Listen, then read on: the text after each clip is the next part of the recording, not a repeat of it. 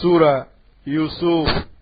அளவற்ற அருளாளனும் நிகரற்ற அன்புடையவனுமாகிய அல்லாஹுவின் திருப்பெயரால் துவங்குகின்றேன். அலிஃப் லாம் ரா. இவை தெளிவான இவ்வேதத்தின் வசனங்களாகும். நீங்கள் விளங்கிக் கொள்வதற்காக இதனை அரபி மொழியிலான குர்ஆனாய் நிச்சயமாக நாமே இறக்கி வைத்தோம். நபியே, நாம் வஹி மூலம் உம்மீது இந்த குர்ஆனை அருள் செய்தது கொண்டு வரலாறுகளில் மிக அழகான வரலாற்றை உமக்கு நாம் கூறுகின்றோம். இதற்கு முன் இது குறித்து ஏதும் அறியாதவர்களில் ஒருவராய் நீர் இருந்தீர்.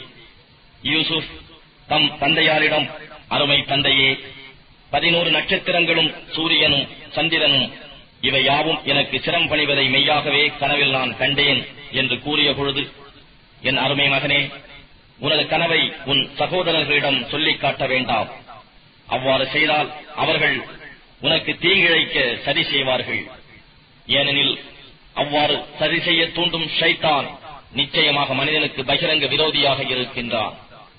இவ்வாறே உன் இறைவன் உன்னை தேர்ந்தெடுத்து கனவுகளின் விளக்கத்தை உனக்கு கற்றுக் கொடுத்து அவனுடைய அருளை உன்மீதும் யாக்கூபின் சந்ததியார் மீதும் நிரப்பமாக்கி வைப்பான். இதற்கு முன்னர் உன்னுடைய மூதாதையராகிய இப்ராஹிம், இஸ்ஹாக் ஆகிய இருவர் மீதும் தன் அருளை அவன் நிரப்பமாக்கி வைத்தது போல நிச்சயமாக உன் இறைவன் யாவற்றையும் நன்கு அறிந்தோனும் மிக்க ஞானமுடையவனுமாக இருக்கின்றான். நிச்சயமாக யூசுஃபிடத்திலும் அவர்களுடைய சகோதரர்களிடத்திலும் சத்தியத்தை தேடுபவர்களுக்கு நிரம்ப படிப்பினைகள் இருக்கின்றன. யூசுஃபுடைய சகோதரர்கள் கூறினார்கள், யூசுஃபும் அவருடைய சகோதரரும் நம் தந்தைக்கு நம்மை விட அதிக பிரியமுள்ளவர்களாக இருக்கின்றனர். நாமோ பலமுள்ள கூட்டத்தினராக இருக்கின்றோம். நிச்சயமாக நம் தந்தை பகிரங்கமான வழிகேட்டிலேயே இருக்கின்றார் என்றும், யூசுஃபை கொன்றுவிடுங்கள் அல்லது அவரை தொலைவான ஒரு நாட்டில் எறிந்து விடுங்கள். அப்போது உங்கள் தந்தையின் கவனம் உங்கள் பக்கமே இருக்கும். இதன் பின் நீங்கள் நல்ல மனிதர்களாகி விடுவீர்கள் என்றும் கூறிய பொழுது, அவர்களில் ஒருவர், நீங்கள் யூசுஃபை கொலை செய்யாதீர்கள். நீங்கள் அவரை ஏதாவது செய்தே ஆக வேண்டும் என்றால் அவரை ஓர் ஆழமான பாழுங்கிணற்றில் தள்ளிவிடுங்கள். அப்போது அவ்வழி செல்லும் பிரயாணிகளில் எவரேனும் சிலர் அவரை எடுத்துக் கொள்ளக்கூடும் என்று கூறினார். பிறகு தம் தந்தையிடம் வந்து, எங்கள் தந்தையே, யூசுஃபுடைய விஷயத்தில் நீங்கள் ஏன் எங்களை நம்புவதில்லை? மெய்யாகவே நாங்கள் அவருக்கு நன்மையை நாடுபவர்களாகவே இருக்கின்றோம். நாளைய தினம் அவரை எங்களுடன் அனுப்பி வையுங்கள். காட்டில் உள்ள கனிகளை புசித்துக் கொண்டும் விளையாடிக் கொண்டும் இருப்பார். நிச்சயமாக நாங்கள் அவரை பாதுகாத்துக் கொள்வோம் என்று கூறினார்கள். அதற்கு யாக்கூப், நீங்கள் அவரை அழைத்துச் செல்வது நிச்சயமாக என்னை கவலைக்குள்ளாக்குகிறது. மேலும் நீங்கள் அவரை கவனியாது பராமுகமாக இருக்கும் போது அவரை ஓனாய் பிடித்து தின்றுவிடுமோ என்று நான் பயப்படுகிறேன் என்று கூறினார். அதற்கு அவர்கள், நாங்கள் பலசாலிகளான ஒரு கூட்டமாக இருந்தும் அவரை ஓனாய் பிடித்து தின்றுவிடுமானால் நாங்கள் நஷ்டவாளிகளாய் நிச்சயமாய் ஆகியிருப்போம் என்று கூறினார்கள். இவ்வாறாக அவர்கள் அவரை அழைத்துச் சென்று ஆழமான பாழுங்கிணற்றில் தள்ளிவிட ஒன்று சேர்ந்து முடிவு செய்த போது, நீர் அவர்களின் இச்செயலை பற்றி அவர்களுக்கு ஒரு காலத்தில் உணர்த்துவீர். அது சமயம் அவர்கள் உம்மை அறிந்து கொள்ள மாட்டார்கள் என்று நாம் யூசுஃபுக்கு வஹி அறிவித்தோம். இன்னும் அவர்கள் அன்று பொழுது சாய்ந்ததும் தங்களுடைய தந்தையாரிடம் அழுது கொண்டே வந்தார்கள். எங்கள் தந்தையே, நாங்கள் யூசுஃபை எங்களுடைய சாமான்களிடத்தில் விட்டுவிட்டு ஓடியாடி விளையாடிக் கொண்டே வெகு தூரம் சென்று விட்டோம். அப்போது ஓனாய் அவரை பிடித்து தின்று விட்டது. ஆனால் நாங்கள் உண்மையே சொன்ன போதிலும் நீங்கள் எங்களை நம்பவே மாட்டீர்களே என்று கூறினார்கள். மேலும் தங்கள் கூற்றை மெய்ப்பிக்க யூசுஃபுடைய சட்டையில் பொய்யான ரத்தத்தை தடவிக்கொண்டு வந்திருந்தார்கள். இல்லை, உங்கள் மனம் ஒரு தீய காரியத்தை உங்களுக்கு அழகாக காண்பித்து விட்டது. எனவே எனக்கு இந்நிலையில் அழகிய பொறுமையை மேற்கொள்வதே நலமாக இருக்கும். மேலும் நீங்கள் கூறும் விஷயத்தில் அல்லாஹ்விடமே உதவி தேடுகிறேன் என்று கூறினார். பின்னர் அக்கிணற்றருகே ஒரு பயண கூட்டம் வந்தது. அவர்களில் தண்ணீர் கொண்டு வருபவரை தண்ணீருக்காக கூட்டத்தினர் அனுப்பினார்கள். அவர் தம் வாளியை கிணற்றில் விட்டார். ஒரு நற்செய்தி, ஓர் அழகிய சிறுவன் என்று கூறினார். யூசுஃபை தூக்கி எடுத்து அவரை ஒரு வியாபார பொருளாக கருதி மறைத்து வைத்துக் கொண்டார்கள். ஆனால் அவர்கள் செய்ததையெல்லாம் அல்லாஹ் நன்கு அறிந்தவனாகவே இருக்கின்றான். இதற்குள் அவருடைய சகோதரர்கள் ஓடிவந்து அவரை மிகவும் குறைந்த சில எண்ணப்பட்ட வெள்ளி காசுகளுக்காக விற்றுவிட்டார்கள். அந்த அளவுக்கு அவர்கள் அவரை வெறுத்தவர்களாக இருந்தனர். யூசுஃபை மிஸ்ர் நாட்டில் வாங்கியவர் தம் மனைவியை நோக்கி, இவர் நம்மிடம் தங்குவதை சங்கையாக வைத்துக்கொள்.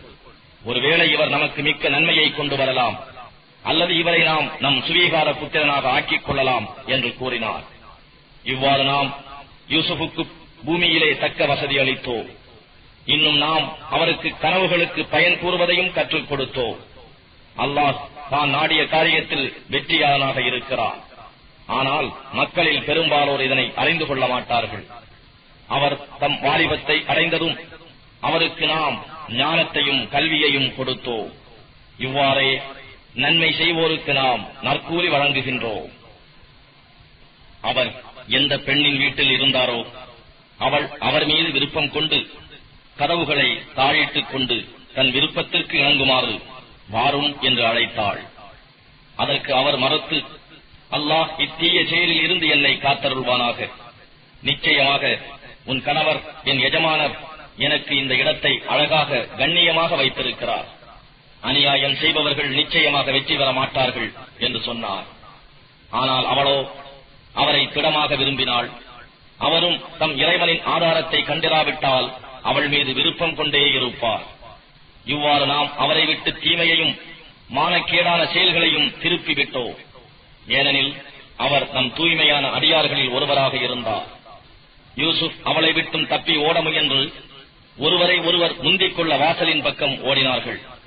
அவள் அவருடைய சட்டையை பின்புறத்தில் கிழித்து விட்டாள். அப்போது அவளுடைய கணவரை வாசல் பக்கம் இருவரும் கண்டனர்.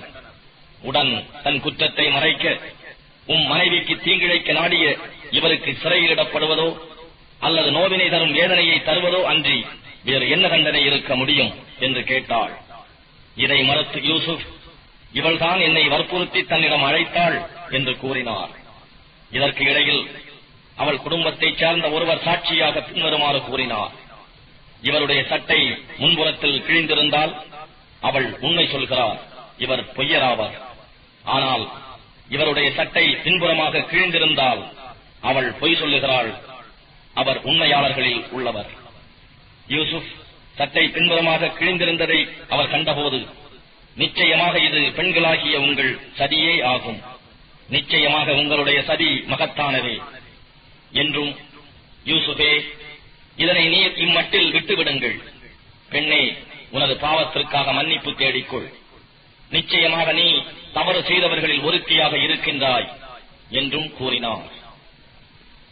அப்பட்டினத்து பெண்கள், அசீஸின் மனைவி தன்னிடமுள்ள ஓர் இளைஞரை தனக்கு இணங்கும்படி வற்புறுத்தி இருக்கிறாள், அவர் மேலுள்ள ஆசை அவளை மயக்கிவிட்டது, நிச்சயமாக நாம் அவளை பகிரங்கமான வழிகேட்டில்தான் காண்கிறோம் என்று பெண்கள் பேசிக் கொண்டார்கள். அப்பெண்களின் அவதூறான பேச்சுகளை அசீஸின் மனைவி கேட்டபோது விருந்துக்காக சாய்மானங்கள் சித்தம் செய்து அப்பெண்களுக்கு அழைப்பு அனுப்பினாள். விருந்துக்கு வந்த அப்பெண்களில் ஒவ்வொருத்திக்கும் பழங்களை நறுக்கி தின்பதற்காக ஒரு கத்தியும் கொடுத்தாள். இப்பெண்கள் எதிரே செல்லும் என்று யூசுஃபிடம் கூறினாள். அப்பெண்கள் அவரை பார்த்ததும் அவர் அழகில் மயங்கி அவரை மிக மேன்மையாக கண்டார்கள். அவர் அழகில் மெய் மறந்து தம் கைகளையும் வெட்டிக் கொண்டனர். அல்லாஹ் நம்மை காப்பானாக, இவர் மனிதரே அல்லர், இவர் மேன்மைக்குரிய ஒரு மலக்கே அன்றி வேறில்லை என்று கூறினார்கள். அதற்கு அவள், நீங்கள் எவர் சம்பந்தமாக என்னை நிந்தித்தீர்களோ அவர்தான் இவர், நிச்சயமாக நான் அவரை என் விருப்பத்திற்கு இணங்கும்படி வற்புறுத்தினேன், ஆனால் அவர் மன உறுதியுடன் தம்மை காத்துக் கொண்டார். இனியும் அவர் நான் இடும் கட்டளைக்கு இணங்கி நடந்து கொள்ளாவிட்டால் சிறையில் தள்ளப்படுவார், மேலும் அவர் சிறுமை அடைந்தவர்களில் ஒருவராகவும் ஆகிவிடுவார் என்று சொன்னாள். அதற்கு அவர், இறைவனே, இவர்கள் என்னை எதன் பக்கம் அழைக்கிறார்களோ அத்தீயதை விட சிறை கூடமே எனக்கு அதிக விருப்பமுடையதாகும். இவர்களின் சதியை விட்டு நீ என்னை காப்பாற்றவில்லையானால் நான் இவர்கள் வாழ் சாய்ந்து பாவத்தால் அறிவில்லாதவர்களில் ஒருவனாகி விடுவேன் என்று பிரார்த்தித்தவராக கூறினார். எனவே அவருடைய இறைவன் அவருடைய பிரார்த்தனையை ஏற்றுக்கொண்டான். அப்பெண்களுடைய சதியை அவரை விட்டு நீக்கிவிட்டான். நிச்சயமாக அவன் யாவற்றையும் கேட்பவனாகவும் நன்கு அறிபவனாகவும் இருக்கின்றான். யூசுப் குற்றமற்றவர் என்பதற்கு பல அத்தாட்சிகளை அவர்கள் பார்த்த பின்னரும் ஒரு காலமுறை அவர் சிறையில் இடப்பட வேண்டும் என்றே அவர்களுக்கு தோன்றியது. அவருடன் 2 வாலிபர்களும் சிறையில் புகுந்தனர். இருவரில் ஒருவன், நான் திராட்சை மது பிழிவதாக நிச்சயமாக ஒரு கனவு கண்டேன் என்று கூறினான். மற்றவன், நான் என் தலை மீது ரொட்டி சுமப்பதாகவும் அதிலிருந்து பறவைகள் தின்பதாகவும் கனவு கண்டேன் என்று கூறினான். பின் இருவரும், யூசுஃபே, எங்களுக்கு இவற்றின் விளக்கத்தை அறிவிப்பீராக.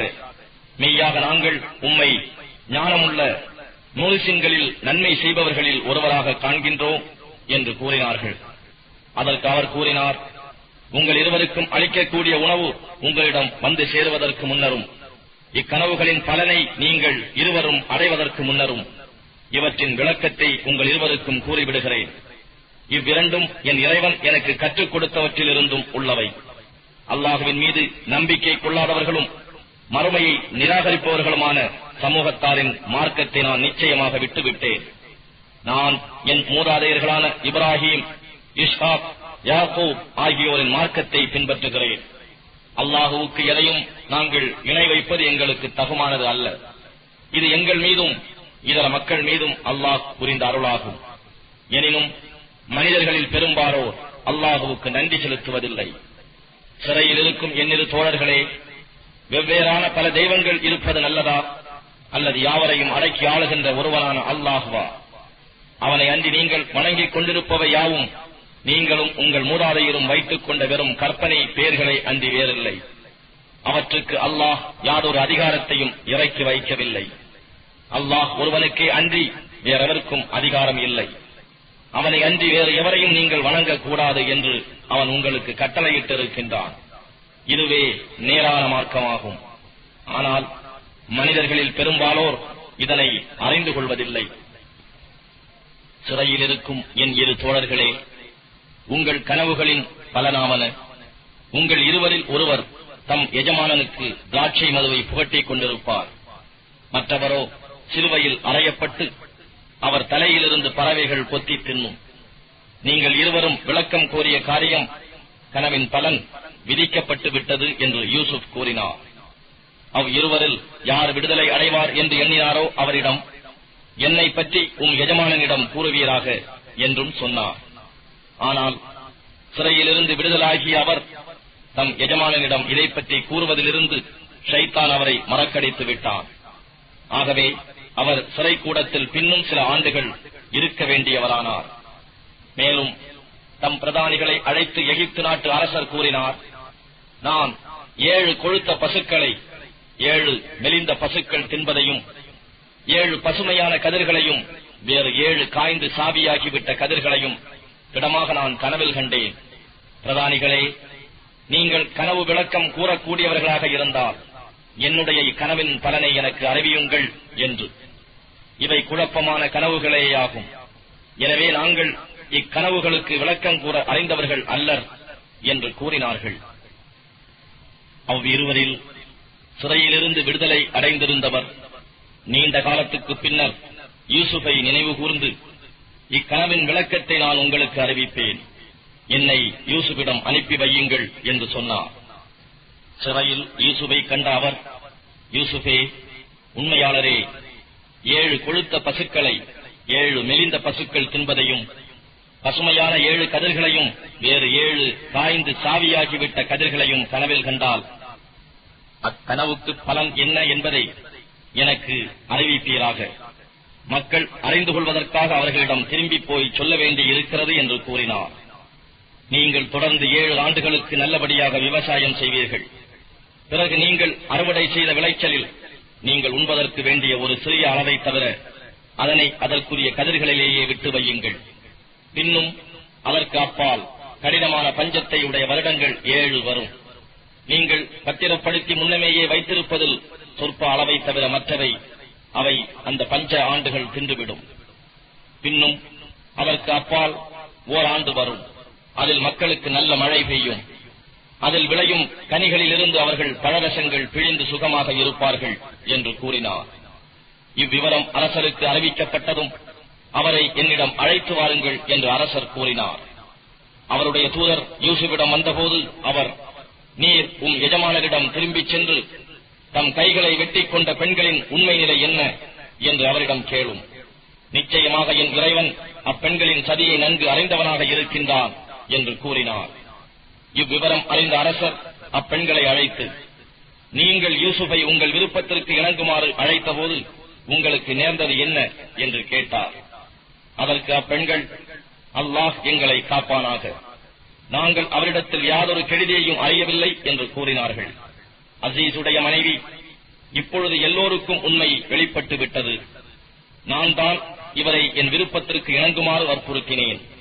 ஆனால் நிச்சயமாக அவர் உண்மையாளர்களில் உள்ளவர் என்று கூறினாள். அப்பொழுது யூசுப் கூறினார், இவர்கள் தண்டிக்கப்பட வேண்டும் என்பது கருத்தல்ல. இவ்விசாரணையை நான் விரும்பியதன் காரணம், நிச்சயமாக அவர் என் எஜமானர் இல்லாத போது அவருக்கு நான் துரோகம் செய்யவில்லை என்பதை அவர் அறிந்து கொள்வதுடன், நிச்சயமாக அல்லாஹ் துரோகிகளின் சதியை நடைபெற விடுவதில்லை என்பதை அறிவிப்பதற்காகவுமே ஆகும். அன்றியும் என் மனதை பாவத்தை விட்டும் பரிசுத்தமாக்கிவிட்டதாகவும் கூற இல்லை. ஏனெனில் மன இச்சையானது தீமையை தூண்டிவிடக் கூடியதாக இருக்கிறது. என் இறைவன் அருள் புரிந்தாலன்றி நிச்சயமாக என் இறைவன் மிக்க மன்னிப்பவனாகவும் அருளாளனாகவும் இருக்கின்றான் என்றும் கூறினார். இன்னும் அரசர் நிச்சயமாக முயற்சி செய்கிறோம் என்று கூறினார்கள். பின்னர் யூசுப் தம் பணியாட்களை நோக்கி, அவர்கள் கிரயமாக கொடுத்த பொருளை அவர்களுடைய மூட்டைகளிலேயே வைத்து விடுங்கள். அவர்கள் தம் குடும்பத்தாரிடம் சென்ற பிறகு இதை அறிந்தால் நம்மிடம் அதை சேர்ப்பிக்க அவர்கள் திரும்பி வரக்கூடும் என்று கூறினார். அவர்கள் தம் தந்தையாரிடம் திரும்பிய போது அவரை நோக்கி, எங்கள் தந்தையே, நாங்கள் நம் சகோதரரை அழைத்துச் செல்லாவிட்டால் நமக்கு தானியம் அளந்து கொடுப்பது தடுக்கப்பட்டுவிடும். ஆகவே எங்களுடன் எங்களுடைய சகோதரனையும் அனுப்பி வையுங்கள். நாங்கள் தானியம் அளந்து வாங்கிக் கொண்டு வருவோம். நிச்சயமாக நாங்கள் இவரை மிகவும் கவனமாக பாதுகாத்து வருவோம் என்று சொன்னார்கள். அதற்கு யாக்கூப், இதற்கு முன்னர் இவருடைய சகோதரர் விஷயத்தில் உங்களை நம்பியது போன்று இவர் விஷயத்திலும் நான் உங்களை நம்புவதா? அது முடியாது. பாதுகாப்பவர்களில் அல்லாஹ்வே மிகவும் மேலானவன். கிருபையாளர்களில் அவனே எல்லோரையும் விட மிக்க கிருபையாளனாவான் என்று கூறிவிட்டார். அவர்கள் தங்கள் சாமான் மூட்டைகளை அவிழ்த்தபோது அவர்களுடைய கிரயப் பொருள் யாவும் அவர்களிடம் திருப்பப்பட்டிருப்பதை கண்டார்கள். அவர்கள், எங்கள் தந்தையே, இதற்கு மேல் நாம் எதை தேடுவோம்? இதோ நம்முடைய கிரயப் பொருள் நம்மிடமே திருப்பப்பட்டு விட்டன. ஆகவே நம் குடும்பத்துக்கு வேண்டிய தானியங்களை நாங்கள் வாங்கி வருவோம். எங்கள் சகோதரரையும் நாங்கள் பாதுகாத்துக் கொள்வோம். மேலும் அவருக்காக ஓர் ஒட்டகை சுமை தானியத்தை அதிகமாக கொண்டு வருவோம். இது சொற்ப அளவு தானியம்தான் என்று கூறினார்கள்.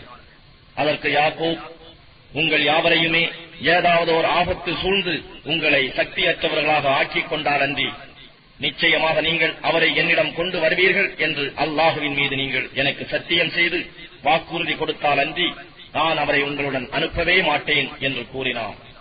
அவர்கள் அவ்வாறு அவருக்கு சத்தியம் செய்து வாக்குறுதி கொடுத்ததும் அவர், நாம் பேசிக் கொண்டதற்கு அல்லாஹ்வே காவலனாக இருக்கின்றான் என்று கூறினார். பின்னும் அவர், என் அருமை மக்களே, நீங்கள் மிஸ்ருக்குள் ஒரே வாசல் வழியாக நுழையாதீர்கள், வெவ்வேறு வாசல்களின் வழியாக நுழையுங்கள். அல்லாஹுவின் விதிகளில் யார் ஒன்றையும் நான் உங்களை விட்டு தடுத்துவிட முடியாது. ஏனென்றால் அதிகாரமெல்லாம் அல்லாஹுவுக்கே அன்றி வேறு எவருக்கும் இல்லை. அவன் மீதே நான் முழுமையாக நம்பிக்கை கொண்டுள்ளேன். எனவே முழுமையாக நம்பிக்கை வைப்பவர்கள் அவன் மீதே முழு நம்பிக்கை வைப்பார்களாக என்று கூறினார்.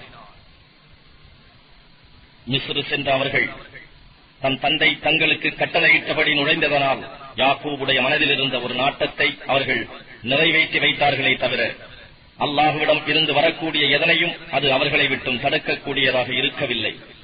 நாம் அவருக்கு அறிவித்துக் கொடுத்தவற்றில் நிச்சயமாக அவர் அறிவு தேர்ச்சி பெற்றவராக இருக்கின்றார். எனினும் மனிதர்களில் பெரும்பாலோர் இதை அறிய மாட்டார்கள்.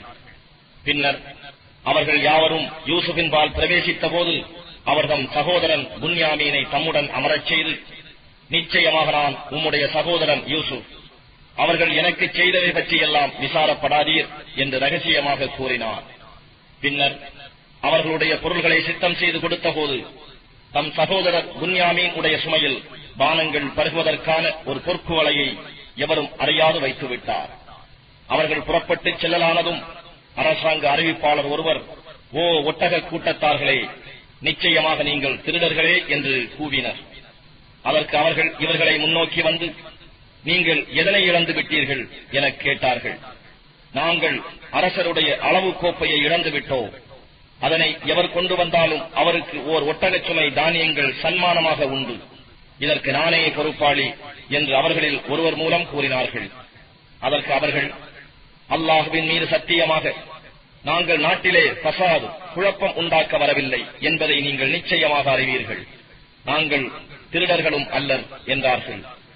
அதற்கு அவர்கள், நீங்கள் பொய்யர்களாக இருந்தால் அதற்குரிய தண்டனை என்ன என்று கேட்டார்கள். அதற்குரிய தண்டனையாவது, எவருடைய சுமையில் அது காணப்படுகிறதோ அவரே அதற்கு தண்டனை பெறுவார். அநியாயம் செய்வோரை இவ்வாறே நாங்கள் தண்டிக்கிறோம் என்று அந்த சகோதரர்கள் கூறினார்கள். ஆகவே அவர் தம் சகோதரன் புன்யாமீனின் பொதியை சோதிக்கும் முன்னே அவர்களுடைய பொதிகளை சோதிக்க ஆரம்பித்தார். பின்பு அதனை தம் சொந்த சகோதரனின் பொதியிலிருந்து வெளிப்படுத்தினார். இவ்வாறாக யூசுஃபுக்காக நாம் ஓர் உபாயம் செய்து கொடுத்தோம். அல்லாஹ் நாடினாலன்றி அவர் தம் சகோதரனை எடுத்துக்கொள்ள அரசரின் சட்டப்படி இயலாதிருந்தார். நாம் நாடியவர்களின் பதவிகளை நாம் உயர்த்துகின்றோம். கல்வி அறிவுடைய ஒவ்வொருவருக்கும் மேலான அறிந்த ஒருவன் இருக்கவே செய்கின்றான். அப்போது அவர்கள், இவன் அதை திருடியிருந்தால் இவனுடைய சகோதரன் யூசுஃபும் முன்னால் நிச்சயமாக திருடியே இருப்பான் என்று தங்களுக்குள் கூறிக்கொண்டார்கள். இச்செய்திகளை செவியேற்றும் அவற்றை வெளியிடாத யூசுப் தம் மனத்துக்குள் மறைத்து வைத்துக் கொண்டார். அவர், நீங்கள் தரத்தில் இன்னும் தீயவர்கள், இவர் சகோதரரும் திருடியிருப்பார் என்று நீங்கள் வர்ணிக்கிறீர்களே, அதை அல்லாஹ் நன்றாக அறிவான் என்று தமக்குள்ளே சொல்லிக் கொண்டார். அவர்கள் யூசுஃபை நோக்கி, இந்நாட்டின் அதிபதி அசீசே, நிச்சயமாக இவருக்கு முதிர்ச்சி அடைந்துள்ள வயோதிக தந்தை இருக்கிறார். எனவே அவருடைய இடத்தில் எங்களில் ஒருவரை நீர் எடுத்துக் கொள்ளும். நிச்சயமாக நாங்கள் உம்மை பரோபகாரம் செய்வோரில் ஒருவராகவே காண்கிறோம் என்று கூறினார்கள். அதற்கு அவர், எங்கள் பொருளை எவரிடம் நாங்கள் கண்டோமோ அவரை அன்றி வேறு ஒருவரை எடுத்துக் கொள்வதில் இருந்து அல்லாஹ் காப்பாற்றுவானாக. அப்படி செய்தால் நிச்சயமாக நாங்கள் அநியாயக்காரர்களாகி விடுவோம் என்று கூறினார். எனவே அவரிடம் அவர்கள் நம்பிக்கை இழந்துவிடவே அவர்கள் தமக்குள் தனித்து ஆலோசனை செய்தார்கள். அவர்களுள் பெரியவர் சொன்னார், நிச்சயமாக உங்களுடைய தந்தை உங்களிடம் இருந்து அல்லாஹ்வின் மீது ஆணையிட்டு வாக்குறுதி வாங்கியிருக்கிறார் என்பதையும், முன்னர் யூசுப் சம்பந்தமாக நீங்கள் பெருங்குறை செய்து விட்டீர்கள் என்பதையும் நீங்கள் அறியவில்லையா? ஆகவே என் தந்தை எனக்கு அனுமதி அளிக்கும் வரை அல்லது அல்லாஹ் எனக்கு இது பற்றி ஏதாவது தீர்ப்பு செய்யும் வரை நான் இந்த பூமியை விட்டு ஒருபோதும் அகலவே மாட்டேன். தீர்ப்பளிப்போரில் அவன்தான் மிகவும் மேலானவன். ஆகவே நீங்கள் உங்கள் தந்தையாரிடம் திரும்பிச் சென்று, எங்களுடைய தந்தையே, உங்கள் மகன் நிச்சயமாக திருடியிருக்கிறான். நாங்கள் நேரில் அறிந்ததை தவிர திருடியதை நாங்கள் பார்க்கவில்லை. மேலும் நாங்கள் மறைவானவற்றின் காவலர்களாகவும் இருக்கவில்லை என்று கூறுங்கள். நாங்கள் தங்கியிருந்த ஊர்வாசிகளையும் நாங்கள் முன்னோக்கி சேர்ந்து வந்த ஒட்டக கூட்டத்தினரையும் நீங்கள் கேட்டுக் கொள்ளுங்கள். நிச்சயமாக நாங்கள் உண்மையே சொல்லுகின்றோம் என்றும் சொல்லுங்கள் என்று கூறி தந்தையாரிடம் அனுப்பி வைத்தார். ஊர் திரும்பியவர்கள் தன் தந்தையிடம் அவ்வாறே சொல்லவும் யாக்கூப் கூறினார், இல்லை, உங்களுடைய மனங்கள் இவ்வாறு ஒரு தவறான விஷயத்தை செய்யும்படி தூண்டிவிட்டிருக்கின்றன. ஆயினும் அழகான பொறுமையே எனக்கு உகந்ததாகும். அல்லாஹ் அவர்கள் அனைவரையும் என்னிடம் கொண்டு வந்து சேர்க்க போதுமானவன். நிச்சயமாக அவன் மிகவும் அறிந்தவனாகவும் மிக்க ஞானம் உடையவனாகவும் இருக்கின்றான் என்று கூறினார். பின்னர் அவர்களை விட்டு திரும்பி, யூசுஃபை பற்றி எனக்கு ஏற்பட்டுள்ள துக்கமே என்று வியாகுலப்பட்டு கூறினார். துக்கத்தால் அழுது அழுது அவருடைய 2 கண்களும் வெளுத்து பஞ்சடைந்து விட்டன. பிறகு அவர் தம் துக்கத்தை விழுங்கி அடக்கிக் கொண்டார்.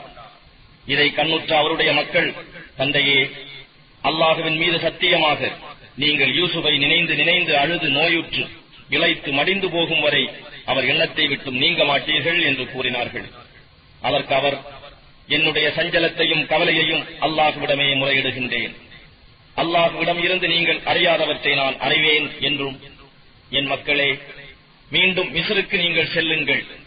யூசுஃபையும் அவருடைய சகோதரரையும் தேடி விசாரியுங்கள். நம்மை தேற்றும் அல்லாஹ்வின் அருளை பற்றி நம்பிக்கை இழக்காதீர்கள். ஏனென்றால் காபிர்களின் கூட்டத்தை தவிர வேறு யாரும் அல்லாஹுவின் அருளை பற்றி நம்பிக்கை இழக்க மாட்டார்கள் என்றும் கூறினார். அவ்வாறே அவர்கள் மிஸ்ரை அடைந்து யூசுப் முன்னிலையில் வந்து அவரிடம், அசீசே, எங்களையும் எங்கள் குடும்பத்தில் உள்ளவர்களையும் பெருந்துயர் பற்றிக் கொண்டது. நாங்கள் சொற்பமான பொருளையே கொண்டு வந்திருக்கின்றோம். எங்களுக்கு நிரப்பமாக தானியம் அளந்து கொடுங்கள், எங்களுக்கு மேற்கொண்டு தானமாகவும் கொடுங்கள். நிச்சயமாக அல்லாஹ் தானம் செய்பவர்களுக்கு நற்கூலி வழங்குகிறான் என்று கூறினார்கள். அதற்கு அவர், நீங்கள் அறிவியனர்களாக இருந்தபோது யூசுஃபுக்கும் அவர் சகோதரருக்கும் நீங்கள் என்ன செய்தீர்கள் என்பதை நீங்கள் அறிவீர்களா என்று வினவினார்கள். அப்போது அவர்கள், நிச்சயமாக நீர்தாம் யூசுஃபோ என்று கேட்டார்கள். ஆம், நான் தான் யூசுப். இதோ இவர் என்னுடைய சகோதரராவார். நிச்சயமாக அல்லாஹ் எங்கள் மீது அருள் புரிந்திருக்கின்றான். எவர் அவனிடம் பயபக்தியுடன் இருக்கிறார்களோ, இன்னும் பொறுமையையும் மேற்கொண்டிருக்கிறாரோ, அத்தகு நன்மை செய்வோர் கூலியை நிச்சயமாக அல்லாஹ் வீணாக்கிவிட மாட்டான் என்று கூறினார். அதற்கு அவர்கள், அல்லாஹுவின் மீது ஆணையாக நாங்கள் உமக்கு தவறு இழைத்தவர்களாக இருந்தும் நிச்சயமாக அல்லாஹ் எங்களை விட உம்மை மேன்மை உடையவராக தெரிவு செய்திருக்கின்றான் என்று கூறினார்கள். அதற்கு அவர், இன்று உங்கள் மீது எவ்வித குற்றச்சாட்டும் இல்லை. அல்லாஹ் உங்களை மன்னித்தருள்வானாக. அவனே கிருபையாளர்களிலெல்லாம் மிக்க கிருபையாளனாக இருக்கின்றான் என்று கூறினார். என்னுடைய இந்த சட்டையை நீங்கள் எடுத்துக்கொண்டு சென்று என் தந்தையாரின் முகத்தில் போடுங்கள். அவருக்கு கண் பார்வை வந்துவிடும். இன்னும் உங்களுடைய குடும்பத்தார் அனைவரையும் என்னிடம் கொண்டு வாருங்கள் என்று கூறினார். அவர்களுடைய ஒட்டக வாகனங்கள் மிஸ்ரை விட்டு பிரிந்த நேரத்தில் அவர்களுடைய தந்தை, நிச்சயமாக நான் யூசுஃபின் வாடையை நுகர்கிறேன். இதன் காரணமாக என்னை நீங்கள் பைத்தியக்காரன் என்று எண்ணாமல் இருக்க வேண்டுமே என்றார். அதற்கு அவர்கள், அல்லாஹுவின் மீது சத்தியமாக நீங்கள் உங்களுடைய பழைய வழிகேட்டிலேயே இருக்கின்றீர்கள் என்று சொன்னார்கள். பிறகு நன்மாராயம் கூறுபவர் வந்து சட்டையை அவர் முகத்தில் போட்டபோது அவர் மீண்டும் பார்வையுடையோரானார். நீங்கள் அறியாததையெல்லாம் அல்லாஹ்விடம் இருந்து நிச்சயமாக நான் அறிவேன் என்று உங்களிடம் கூறவில்லையா என்று அவர்களை நோக்கி கூறினார். அதற்கு அவர்கள், எங்களுடைய தந்தையே, எங்களுடைய பாவங்களை மன்னிக்குமாறு எங்களுக்காக இறைவனிடம் பிரார்த்தனை செய்யுங்கள். நிச்சயமாக நாங்கள் தவறு செய்தவர்களாக இருக்கின்றோம் என்று கூறினார்கள். அதற்கு அவர், உங்களுக்காக பாவ மன்னிப்பு கோரி அடுத்து என் இறைவனிடம் நான் பிரார்த்தனை செய்வேன். நிச்சயமாக அவன் மிக்க மன்னிப்பவனாகவும் பெருங்கிருபை உடையவனாகவும் இருக்கின்றான் என்று கூறினார்.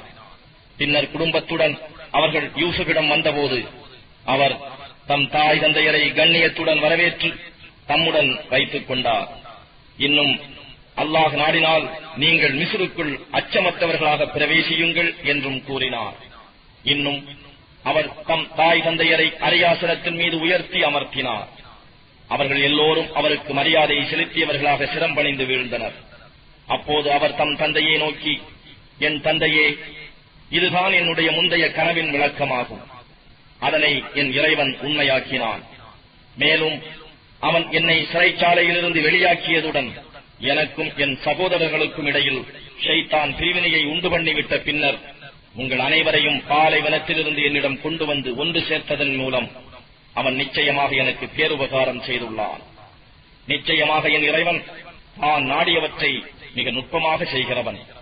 நிச்சயமாக அவன் யாவற்றையும் நன்கறிந்தவன், மிக்க ஞானம் உள்ளவன் என்று கூறினான். என் இறைவனே, நிச்சயமாக நீ எனக்கு அரசாட்சியிலிருந்து எனக்கு தந்து கனவுகளின் விளக்கங்களையும் எனக்கு கற்றுத் தந்தாய். வானங்களையும் பூமியையும் படைத்தவனே, இம்மையிலும் மறுமையிலும் நீயே என் பாதுகாவலன். முஸ்லிமாக உனக்கு முற்றிலும் வழிபட்டவனாக இருக்கும் நிலையில் என்னை நீ கைப்பற்றிக் கொள்வாயாக. இன்னும் நீ உனக்கு இணக்கமான நல்லடியார் கூட்டத்தில் என்னை சேர்த்திடுவாயாக என்று அவர் பிரார்த்தித்தார். நபியே, இது நீர் அறியாத மறைவான செய்திகளில் உள்ளதாகும். இதனை நாம் உமக்கு வஹி மூலம் அறிவித்தோம். அவர்கள் கூடி சதி செய்து தம் திட்டத்தில் அவர்கள் ஒன்று சேர்ந்த பொழுது நீர் அவர்களுடன் இருக்கவில்லை. ஆனால் நீர் எவ்வளவு அதிகமாக விரும்பினாலும் அம்மனிதர்களில் பெரும்பாலோர் உம்மை நபி என நம்ப மாட்டார்கள். இதற்காக நீங்கள் அவர்களிடத்தில் எந்த கூலியும் கேட்பதில்லை. இது அகிலத்தார் அனைவருக்கும் நினைவூட்டும் நல்லுபதேசமே அன்றி வேறில்லை. இன்னும் வானங்களிலும் பூமியிலும் எத்தனையோ அத்தாட்சிகள் இருக்கின்றன. ஆனால் அவற்றை அவர்கள் புறக்கணித்தவர்களாகவே அவற்றின் அருகே நடந்து செல்கின்றனர். மேலும் அவர்கள் இணை வைப்பவர்களாக இருக்கிற நிலையில்லாமல் அவர்களில் பெரும்பாலோர் அல்லாஹுவின் மீது நம்பிக்கையை கொள்வதில்லை. அவர்களை சூழ்ந்து கொள்ளக்கூடிய அல்லாஹுவின் வேதனை அவர்களுக்கு வராதென்றோ, அல்லது அவர்கள் அறியாதிருக்கும் போது திடீரென முடிவு காலம் வராதென்றோ அவர்கள் அச்சமற்றிருக்கின்றார்களா? நபியே, நீர் சொல்வீராக, இதுவே என்னுடைய நேரிய வழியாகும். நான் அல்லாஹுவின் பால் உங்களை அழைக்கின்றேன். நானும் என்னை பின்பற்றியவர்களும் தெளிவான ஞானத்தின் மீதே இருக்கின்றோம். அல்லாஹ் மிக்க தூய்மையானவன். ஆகவே அவனுக்கு இணை வைப்போரில் நானும் ஒருவன் அல்லன். நபியே, உமக்கு முன்னர் பற்பல சமூகங்களுக்கும் நாம் அனுப்பிய தூதர்கள் அந்தந்த சமூகங்களின் ஊர்களில் இருந்த மனிதர்களே அன்றி வேறில்லை. அவர்களுக்கே நாம் வஹி மூலம் நம் கட்டளைகளை அறிவித்தோம். இவர்கள் பூமியில் பிரயாணம் செய்து இவர்களுக்கு முன் இருந்தவர்களின் முடிவு எப்படி இருந்தது என்பதை பார்க்கவில்லையா? மறுமை வீடுதான் பயபக்தி உடையவர்களுக்கு மிகவும் மேலானதாகும். இதனை நீங்கள் சிந்தித்து விளங்கிக் கொள்ள வேண்டாமா? நம் தூதர்கள் தாம் பொய்யாக்கப்பட்டு விட்டதாக சஞ்சலப்பட்டு நிராசையாகிவிடும் வரையிலும் அநியாயக்காரர்களை அவர்கள் நம் போக்கில் விட்டு வைத்தோம். பின்னர் நம் உதவி நம் தூதர்களுக்கு கிடைத்தது. நாம் நாடியவர்கள் ஈடேற்றம் பெற்றனர். ஆனால் பாவிகளான சமூகத்தாரை விட்டும் நம் தண்டனை நீக்கப்பட மாட்டாது. நிச்சயமாக அவர்களின் வரலாறுகளில் அறிவுடையோருக்கு நல்ல படிப்பினை இருக்கிறது. இதில் எந்த செய்தியும் இட்டுக் கட்டப்பட்டதல்ல. ஆனால் இதற்கு முன் உள்ள வேதத்தையும் இது உண்மையாக்கி வைக்கிறது. ஒவ்வொரு விஷயத்தையும் இது விவரித்து காட்டுவதாகவும் நம்பிக்கை கொண்ட சமூகத்தவருக்கு நேர்வழியாகவும் ரஹ்மத்தாகவும் இருக்கிறது.